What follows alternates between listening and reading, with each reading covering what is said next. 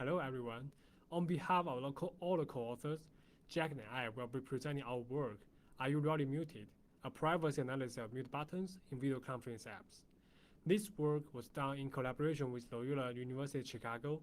Our co-authors are George K. Thruascall, Neil Klingon-Smith, and Carson Forward. Video conference apps exploded in popularity and usage during COVID-19, allowing millions of users to work from home. VCAs require access to the camera and microphone while using the application. A user is always notified when the app is using the camera, usually by a green light turning on or a notification from the operating system. Microphones, on the other hand, sometimes do not have the same indicators except some Apple products. Even though mute buttons is provided to mute the microphone, there is no thorough privacy analysis of this function for VCAs. So we are here today to address the question, what about the mute button? To answer the question, we need to first establish what should be happening by asking users what they think. We need to understand the VCA's actual behavior, and from there, observe if what the user expects is actually reality. Here, let us start with the first question. What are the user's expectations of the mute button? To answer the question, we recruited more than 200 participants who worked from home during the pandemic. We expect these individuals to know meeting apps and be comfortable using them. Their opinions and expectations of the mute button are a good baseline for our discussion. On top of the mute button expectations and opinions, we also learned which apps are the most used, why normal VCA users mute their microphone, and what activities they are doing while muted. Zoom, Teams, Slack, and WebEx were unsurprisingly the most popular VCAs. As for the reasons that users choose to mute my microphone is to preserve the privacy of background activities. Those activities including watching TV, talking, cooking, listening to music, and cleaning. As we found out in our user study, the participants' expectations and assumptions were interesting. The table represents 4 possible states of a VCA. The VCA is off, the VCA is on but there is no meeting, the user is in a meeting but is muted, and the user is unmuted in a meeting. There is an obvious discontinuity of when a user believes the VCA is actually listening to the microphone.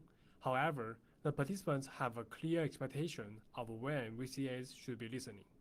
They believe that VCAs should only access the microphone when they are unmuted within a meeting. Now that we understand what the users expect, we will explore how VCAs actually work. There are 3 main challenges when doing this study.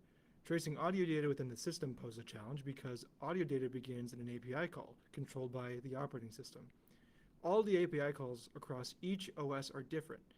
Knowing where the audio comes from is only half the battle, though. We also have to watch when other applications in other memory spaces call the API functions. This is the second challenge, building a system that can directly observe which apps are looking at the microphone through the lens of the API. The final challenge was tracing the data within the application. All the VCAs use different libraries, and each come with their own unique library. Going from the API watch point into the application posed to be an especially big challenge, as the memory addresses were always changing, which made it very difficult to script. However, we were able to overcome each challenge relative to the operating system. They all required different tools and scripts, but it was possible. Windows' audio access mechanism is just simply the Windows API. We use a tool called API Monitor, which could attach itself to each unique API call. We then trace the audio bytes into the application by grabbing the audio's buffer address and following the address using x64DBG and Scala Hide. macOS had a similar API system with the microphone, but Xcode's instrumentation tool is what captured the API calls instead of API Monitor. We then follow the API calls into the application using IDA Pro. Finally, in Linux, we use a tool called Dynamo Rio to capture API calls to Pulse Audio. We then follow the data into the applications using IDA Pro. Chromium, on the other hand, just required some source code editing in the right places, which are detailed in our paper. Understanding how VCAs work is not a simple task. In fact, each one works differently. So from our user study, we examined a breadth of options that were the most popular. We also need to examine their functionality over all the operating systems. What we saw was 3 characterizable behaviors. The first behavior was when an application was continuously sampling the audio buffer during the entire runtime. This includes when the software mute was engaged. This was rare, but we saw that WebEx was continuously sampling at all times. The second characterizable behavior was when the VCA had access but chose not to use it. This case is accessible but not accessed. We found that this was the common case across all the operating systems. Most VCAs who had access only used it when the software mute was disengaged. VCAs do have access to flags that notify them if there is access, as in if the audio is silent or not.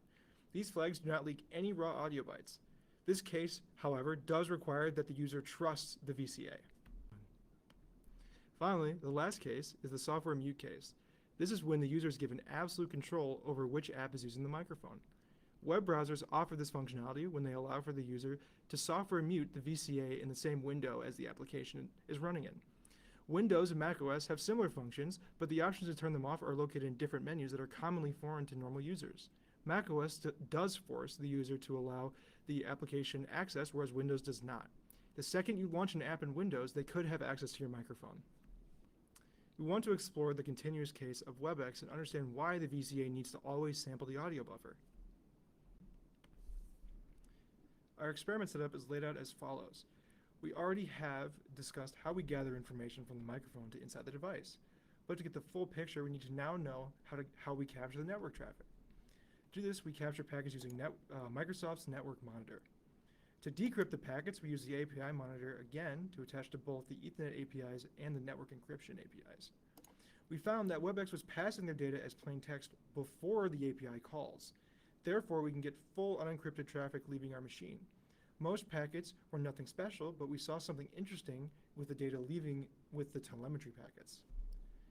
We saw that even when muted, these telemetry values were changing, implicating that there was an audio-derived data leaving the system while the user was muted.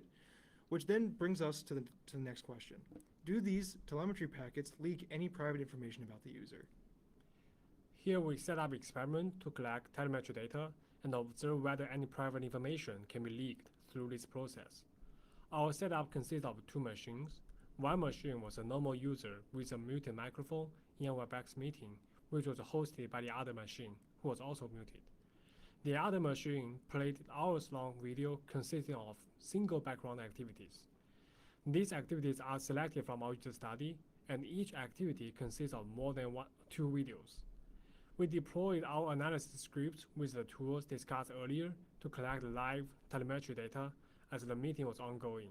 In total, we gathered more than 180 hours of telemetry data points, which were then fed into our classifier training model. We present the data visualization of 3 audio gain values captured from the telemetry data in a figure here. Each color represents one background activity collected in our experiments. It is clear that there are noticeable clusters. In other words, we can fingerprint these background activities by the outgoing telemetry data. Based on the data we collected, we trained our 3-layer CAN classifier and achieved more than 77% accuracy on average in evaluation set 1 and 89% accuracy for set 2.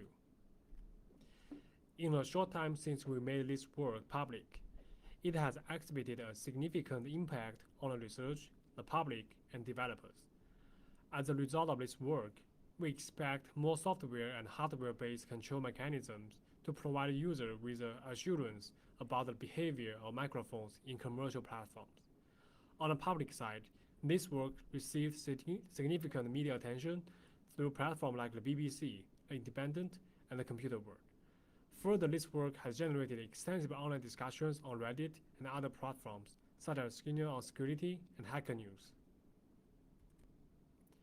After our investigation, we also filed a responsible disclosure to Cisco. In response to our disclosure, Cisco released an official blog post acknowledging our results and ceasing the collection of audio telemetry information.